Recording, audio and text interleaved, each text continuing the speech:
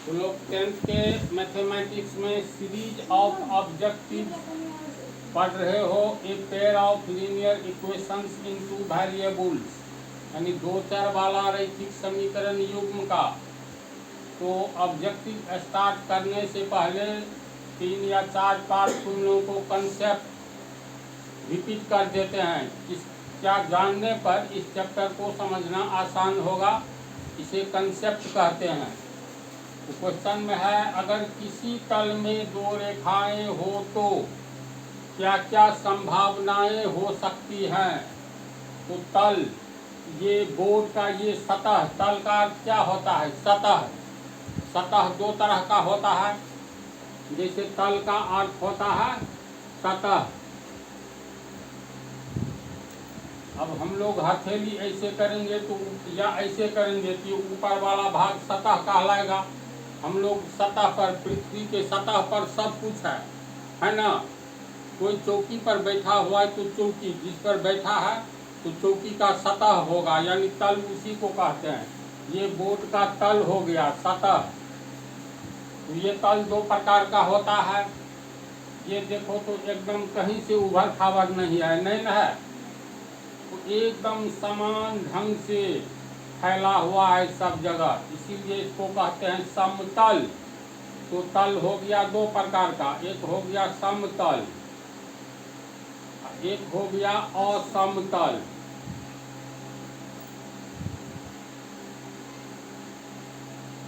तो समतल का अर्थ, तल मतलब सतह, ऐसा सतह जो एक समान हो। सम मतलब समान। जैसे ये बोर्ड का सतह देखो कहीं से नहीं उबड़ खाबड़ है, कहेंगे ये समतल है।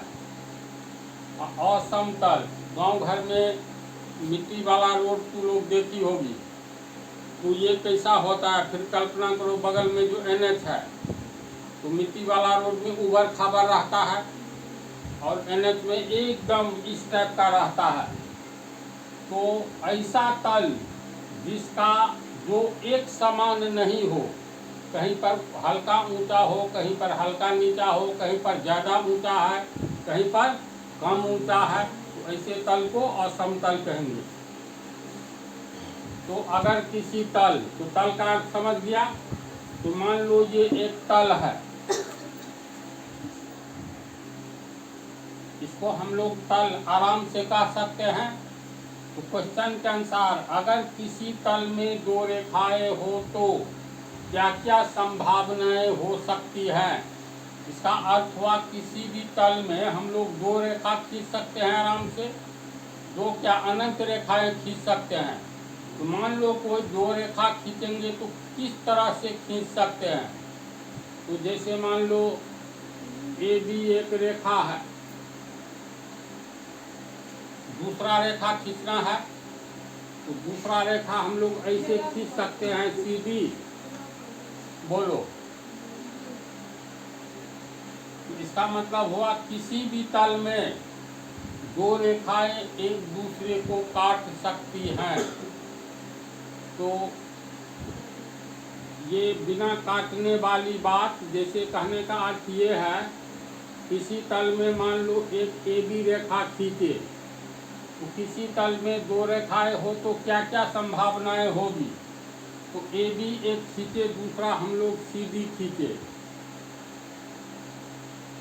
तो दो रेखाएं तो तल में खींच लिए, एक तरीका ये है। लेकिन ये बोलो, ये दोनों आगे जाकर कहीं न कहीं मिल जाएगी, है ऐसी बात। तो किसी भी तल में हम लोग, आंसर है 3 तरह से दो सरल रेखाओं को खींच सकते हैं, यानी 3 तरह से। तो पहला तरीका हो गया ये, अगर हम किसी तल में दो रेखाएं खींचेंगे तो हो सकता है आगे जाकर के कहीं न कहीं एक दूसरे को काट दे, चाहे आगे की ओर बढ़ाए या पीछे की ओर, दोनों ओर तो नहीं काटेगा, किसी एक ओर काटेगा। इस चित्र के अनुसार क्लियर है। इसको आगे की ओर हम लोग बढ़ाते जाएंगे, इसको भी आगे की ओर बढ़ाएंगे, तो यहाँ पर काट रहा है। तो पहला तरीका ये है, इस ढंग से खींच सकते हैं ताकि ये एक दूसरे को कहीं न कहीं काटे। यहाँ उदाहरण देखो काट दिया। दूसरा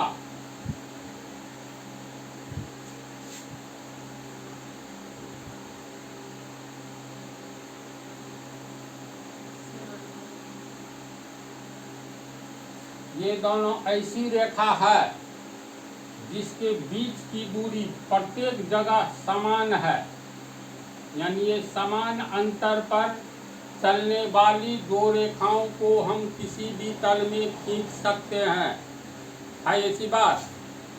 तो दूसरा तरीका है, किसी भी तल में अगर हम लोग दो रेखाएं खींचेंगे तो ये दोनों रेखाएं एक दूसरे से कहीं नहीं और कभी नहीं मिलेगी, चाहे आगे की ओर बढ़ाई जाए या पीछे की ओर, अर्थात दोनों रेखाएं समानांतर हो जाएगी।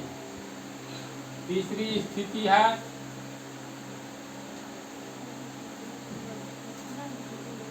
ये हुआ तुमको AB सरल रेखा, इसी तल में एक दूसरा रेखा खींचना है। दो तरह से हम लोग खींचे। तीसरा तरीका, इसी AB सरल रेखा से पर दूसरी सरल रेखा एक खींच दो जिसका नाम रहेगा CD। और मान लो हम लोग यहाँ से शुरू करते हैं, ये C, ये यहाँ पर ये रेखा यहाँ से सीधे जा रही है, फिर B से आगे चली गई कहाँ तक, तो मान लो D तक। AB इतना ही है, CD AB से होते हुए जा रहा है, ऐसा भी तो हम लोग खींच सकते हैं। इसी को कहते हैं समपाती रेखा। जब एक रेखा को दूसरी सरल रेखा बिल्कुल पूरी तरह ढक दे ताकि देखने पर एक ही तरह का सरल रेखा दिखे, तो ऐसी रेखा को हम लोग समपाती रेखा कहते हैं। या एक सरल रेखा को जब दूसरी सरल रेखा आच्छादित कर दे तो दोनों सरल रेखाएं मिलकर एक सरल रेखा प्रतीत होती है, जिसे हम समपाती रेखा कहते हैं। जैसे बादल आसमान में छा जाता है तो आसमान को क्या करता है, आच्छादित कर देता है, यानी आकाश को ढक लेता है, हमें आसमान नहीं दिखाई देती है। तो इसका आंसर क्या हो गया, इसका आंसर हुआ किसी भी तल में दो रेखाएं हो तो क्या क्या संभावनाएं हो सकती हैं, अर्थात 3 तरह की संभावनाएं हो सकती है। इसको हम रिटेल में कर देते हैं। तो क्या आंसर होना चाहिए, जो बतलाए इसको लिख दिए हैं तो लोग उतार लो, और अगले पार्ट में इसका ज्यामितीय निरूपण बतलाएंगे, 2 चर वाला रैखिक समीकरण युग्म का।